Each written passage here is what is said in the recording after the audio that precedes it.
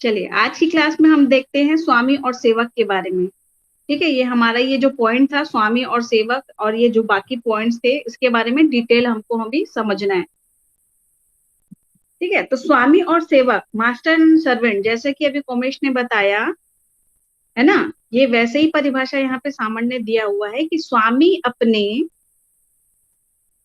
अपने सेवक द्वारा उसके नियोजन के अनुक्रम में किए गए कार्यों के लिए दायी होता है। स्वामी का यह दायित्व संयुक्त भी होता है एवं पृथक भी होता है। स्वामी का यह दायित्व प्रातिनिधिक दायित्व कहलाता है। ठीक है, ये सामान्य की परिभाषा के अनुसार।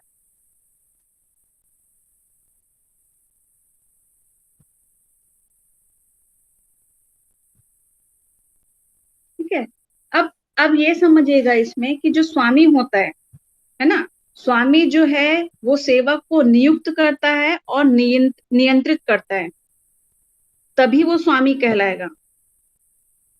ठीक है, अगर उसका नियंत्रण, सेवक का जो नियंत्रण है स्वामी के हाथ में नहीं है तो वो स्वामी नहीं होगा। और उसने अगर उसको नियुक्त भी नहीं किया है तो यहाँ पे आवश्यक शर्त क्या हुई स्वामी के लिए कि सेवक को उसने नियुक्त किया हो और नियंत्रित करता हो, यानी कि उसको अपने शर्त के अनुसार वो काम करवाता हो। ठीक है, तो इसमें जो एक सीताराम वर्सेस संत नुप्रसाद जो केस था है ना, उसमें ऐसे ही प्रकार का बताया था। और इसमें जो शर्त था इसके बारे में बताया था। इसमें ये बताता है कि सेवक कौन होगा उसके लिए बता रहा है। ठीक है, कि उसके लिए स्वामी कौन होगा उसके लिए बता रहा है कि उसके लिए आवश्यक शर्त क्या है। तो सबसे पहला ये होता है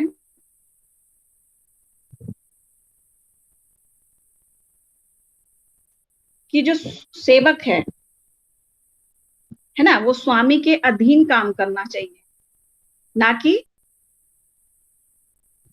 अपने अनुसार। ठीक है, तो अब इसको देखिएगा, आप सीताराम वर्सेस संत नुब्र प्रसाद वाला केस का जो बताता है, इसमें था कि ये एक गाड़ी था, गाड़ी को एक व्यक्ति अपने प्रयोजन के लिए चला रहा था। वस्तुतः चालक स्वामी का ड्राइवर या एजेंट नहीं था। यही नहीं, उसने कार अपने प्रयोजन के लिए स्वामी से भी नहीं वरन स्वामी के सेवक से ली थी। ठीक है, यानी कि स्वामी से तो ली ही नहीं थी, स्वामी के सेवक से ली थी। ऐसी परिस्थिति में स्वामी दायी नहीं होगा। अगर कोई स्वामी है और उसका सेवक है और तुम सेवक से तुम उसका स्वामी का कोई संपत्ति ले रहे हो या कोई भी चीज ले रहे हो है ना, गाड़ी वाड़ी चलाने के लिए, तो उसके लिए दायी कौन होगा? स्वामी तो नहीं होगा, वो जो सेवक है वो होगा। पर वो क्या है, वो उसको ये नहीं बोल सकते हो आप, है ना, कि आपने उससे लिया था। यहाँ पे आप स्वयं जिम्मेदार होंगे।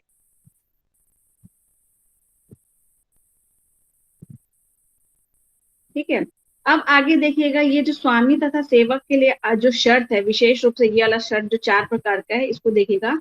इसमें बोलता है कि अकृत्यकर्ता सेवक होना चाहिए। ठीक है, सबसे पहला ये है कि अकृत्यकर्ता सेवक के रूप में ही होना चाहिए, है ना। दूसरा ये है कि सेवक द्वारा अकृत्य नियोजन के दौरान कारित किया होना चाहिए, यानी कि अकृत्य तब होना चाहिए जब स्वामी का वो काम कर रहा होता है।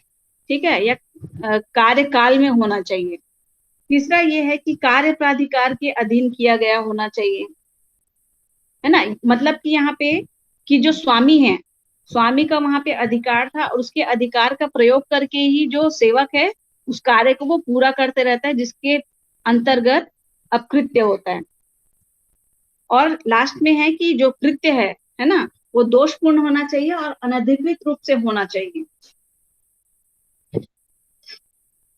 ठीक, अब देखिएगा सेवक किसे कहेंगे। तो यहाँ पे सेवक है ना, सेवक को यहाँ पे लिया गया है किस प्रकार से कि जो नियोजक है और नियोक्ता है। नियोक्ता यानी कि नियुक्त करने वाला, और नियोजक यानी कि होता है कि जो नियोजित करता है ना, काम करने के लिए आदेशित वगैरह करता है, के नियंत्रण एवं निर्देश के अधीन कार्य करने वाला सेवक कहलाएगा। ठीक है, मैंने अभी आपको इसीलिए उदाहरण दिया था कि पड़ोसी हो सकता है क्या, नहीं हो सकता। अगर आप पड़ोसी को नियोजित करते हो, है ना, तो ही वो क्या होगा, सेवक होगा। पर एक पड़ोसी है वो, कैसे हो सकता है?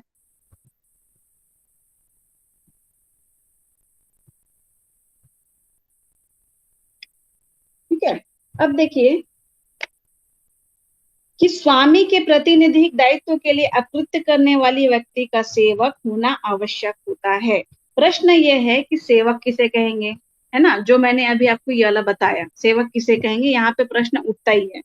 तो क्या होता है कि सामान्यतः सेवक उस व्यक्ति को कहा जाता है जिसे किसी कार्य के को करने के लिए नियुक्त किया जाता है और जो नियोक्ता के नियंत्रण एवं निर्देश के अधीन कार्य करता है। यानी कि यहाँ पे नियंत्रण और निर्देश ये दोनों होना चाहिए। पर क्या इतना ही काफी है क्या कि नियंत्रण हो और निर्देश किया जाना चाहिए उसको? नहीं।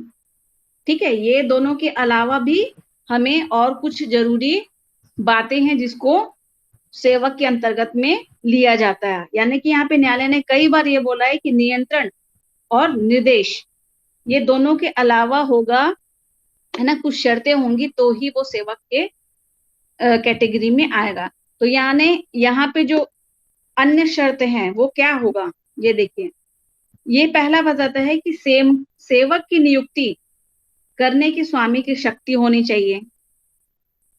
ठीक है, दूसरा है कि स्वामी द्वारा सेवक के वेतन या पारिश्रमिक का संदाय होना चाहिए। तीसरा बोलता है कि स्वामी द्वारा सेवक के कार्य पर नियंत्रण होना चाहिए। ठीक है, चौथा बोलता है कि सेवक को सेवा से हटाने या निलंबित करने का स्वामी का अधिकार होना चाहिए। ओके, तो आपने ये जो नियंत्रण और निर्देश समझा, उसके अलावा क्या होना चाहिए, स्वामी की शक्ति होनी चाहिए नियुक्ति करने की। ठीक है, उसको सेवक को वेतन और पारिश्रमिक देने का या संदाय करने का अधिकार भी होना चाहिए, वो देता हो। ठीक है, और वो सेवक के कार्य पर नियंत्रण रखे।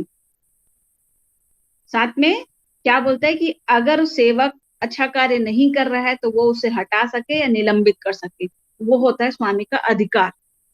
ठीक है, अगर ये चारों चीजों को आप ध्यान में रखेंगे तो ही वो सेवक के अंतर्गत में लिया जाएगा।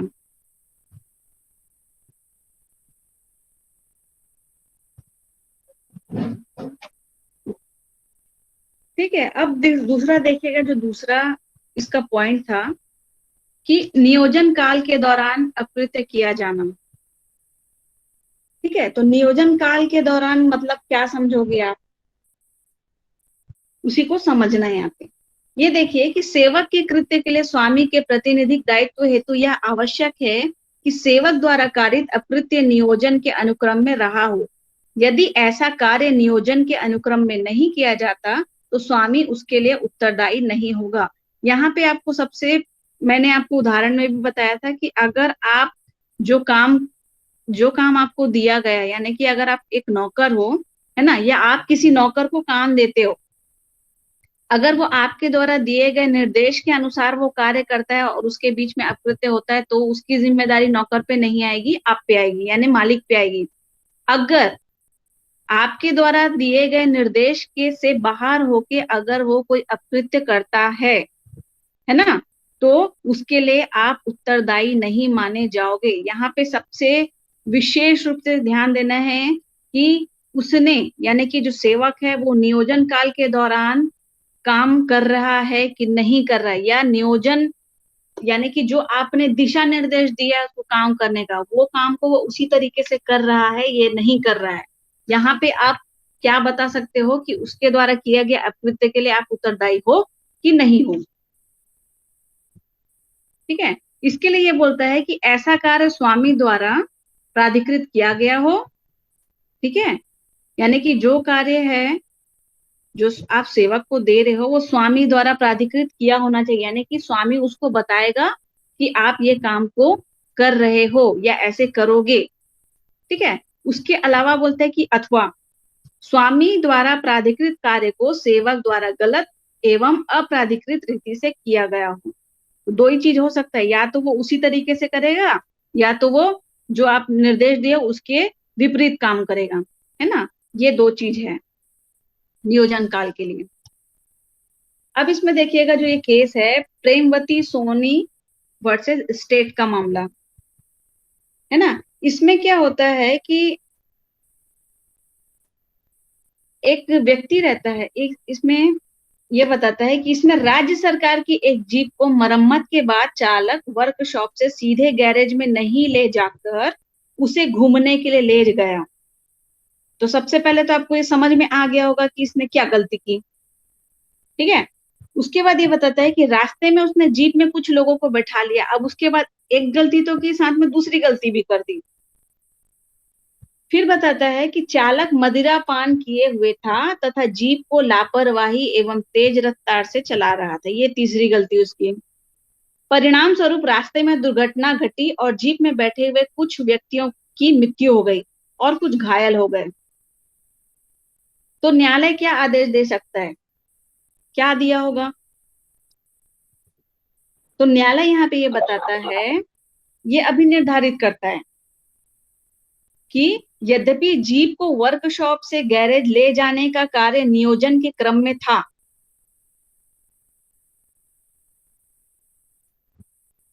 परंतु उसे घूमने के लिए ले जाना तथा उसमें अन्य व्यक्तियों को बिठाना नियोजन की परिधि में नहीं था, अतः राज्य सरकार उसके लिए उत्तरदायी नहीं थी। तो यहाँ पे राज्य सरकार को उत्तरदायी इसलिए ठहराया गया या नहीं ठहराया गया क्योंकि यहाँ पे किसके किसके लिए किया गया था, स्टेट के खिलाफ किया गया था केस, है ना। तो जो व्यक्ति था उसने क्या किया, उसने सीधा जो सरकारी जीप थी उसको तो वो सीधा वर्कशॉप में ले गया, पर जब वो वर्कशॉप से बन के वापस आ रही थी, जब उसको सीधा वहां लाना था यानी कि ऑफिस में लेके आना था, तो उसने क्या किया, नहीं लाया उसे। उसने क्या सोचा कि चलो मैं घूम के आता हूँ, है ना। तो जब वो घूमने जाता है साथ में क्या करता है, वो मदिरा पान भी किए रहता है, साथ में दूसरे व्यक्ति को भी बिठा लेता है और साथ में वो लापरवाही से भी गाड़ी चलाते रहता है ना। तो ये तीन तो गलती वो कर ही चुका रहता है, ठीक है। तो जो उसकी पहली गलती क्या थी कि उसने नियोजन काल के दौरान जो उसको निर्देश दिया गया था उसने उसका पालन नहीं किया।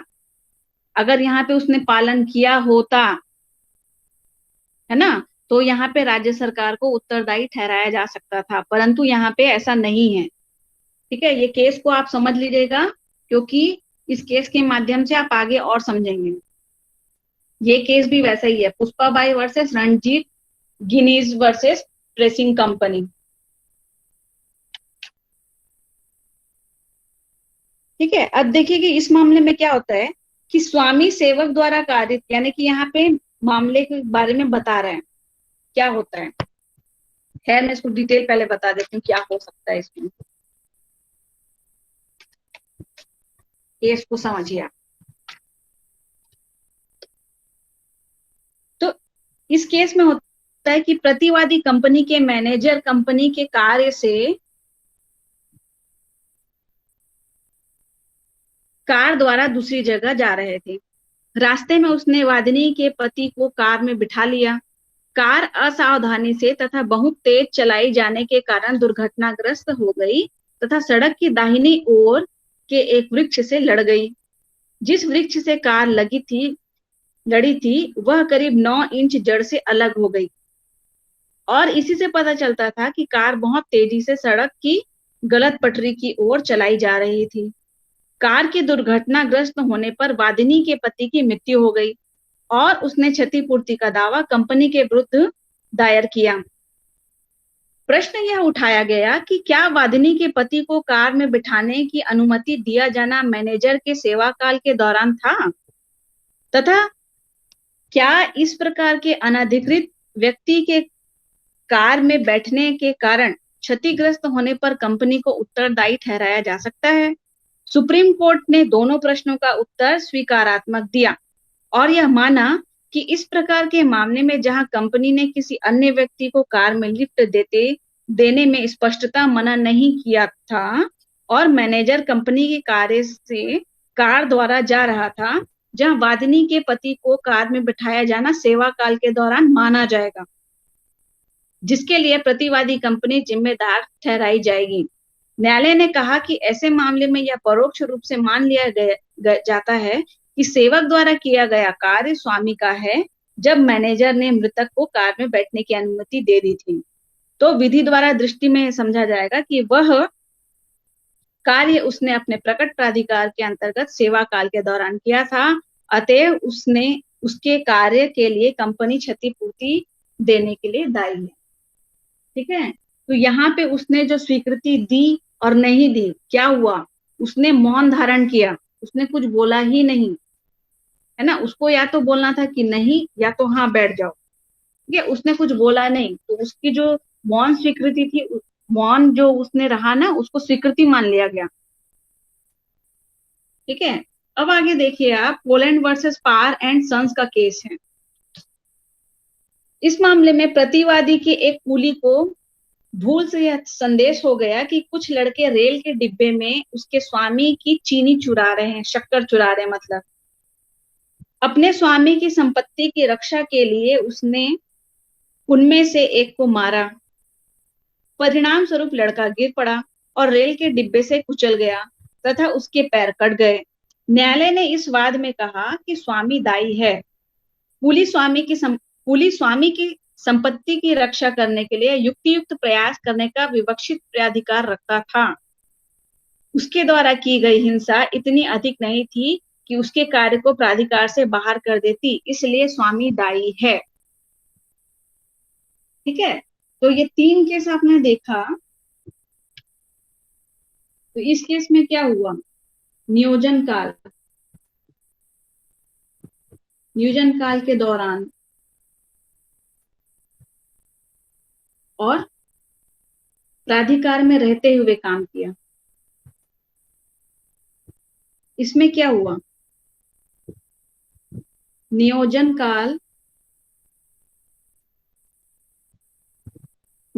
काल के विपरीत, प्राधिकार से बाहर। और प्रेमवती वाले केस में क्या हुआ,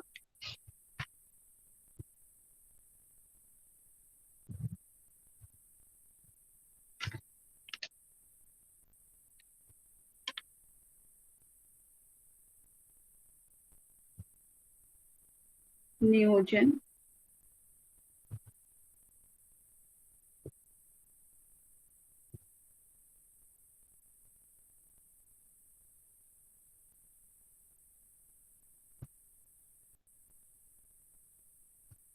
ठीक है। अब आगे देखिए, इसमें जो तीसरा पॉइंट था, दोषपूर्ण कार्य का स्वामी के प्राधिकार के अधीन किया जाना। दोषपूर्ण कार्य स्वामी के प्राधिकार के अधीन किया जाना। तो यहाँ पे ऐसा भी हो सकता है कि कोई स्वामी है जो अपने प्राधिकार में रहते हुए, प्राधिकार का प्रयोग करते हुए, अधिकार का प्रयोग करते हुए कोई दोषपूर्ण कार्य करने के लिए कहता है ना, तो उसके लिए कौन उत्तरदायी होगा, इसके बारे में है।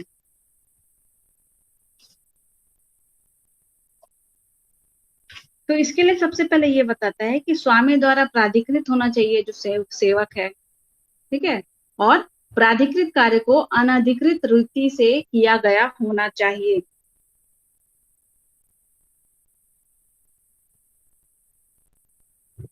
ठीक है, तो हमेशा स्वामी और सेवक के लिए बोल रहा है, तो क्या होगा कि जो स्वामी है वो सेवक को नियुक्त करेगा, नियंत्रित करेगा, और वो उसको प्राधिकृत किया होता है। ठीक है, और उसके साथ में ये क्या बोलता है कि जो अनधिकृत रीति से किया गया है वो किसके अनुसार होना चाहिए, वो स्वामी के प्राधिकार के अंतर्गत में होना चाहिए। तो जैसे कि आप इसका एग्जांपल में लीजिए, जो केस है rickets versus Thomas tilling limited, है ना, इस केस को समझिएगा। इसमें बस के चालक ने परिचालक से कहा कि वह बस चलाकर उसे यात्री के गंतव्य स्थान की दिशा में मोड़कर खड़ी कर दे। इस कार्य के लिए स्वामी का प्रातिनिधिक दायित्व निर्धारित किया गया, क्योंकि यह कार्य स्वामी के प्राधिकार के अधीन किया जा रहा था तथा अनधिकृत रीति से भी था। घटना के समय चालक परिचालक के पास ही बैठा था। इस मामले में गाड़ी को मोड़ना स्वामी के प्राधिकार के अधीन आता था, लेकिन चालक द्वारा परिचालक को गाड़ी चलाने देना उसका उपेक्षापूर्ण या अनधिकृत कार्य था। ठीक है, तो यहाँ पे जो चालक था, जो मेन ड्राइवर था, उसने क्या किया, जो दूसरा ड्राइवर था उसको क्या किया, गाड़ी चलाने के लिए दे दिया। तो क्या उसके अधिकार में था क्या वो? नहीं। वो वो किसका अधिकार था? स्वामी का अधिकार था कि वो जो परिचालक है उसको वो दे। परंतु यहाँ पे किसने अधिकार दिया? चालक ने दिया। इसलिए ये क्या बोला जाएगा? दोषपूर्ण कार्य माना जाएगा।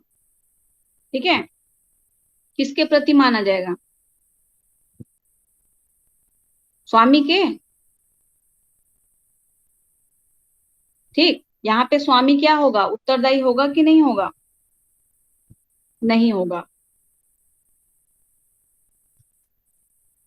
ठीक है, अब मुझे बताइए, यहाँ पे हम ये वाला टॉपिक खत्म करते हैं, क्योंकि ये पहला मैंने आपको समझाया। अब आगे की हम कल की क्लास में देखते हैं। ठीक है।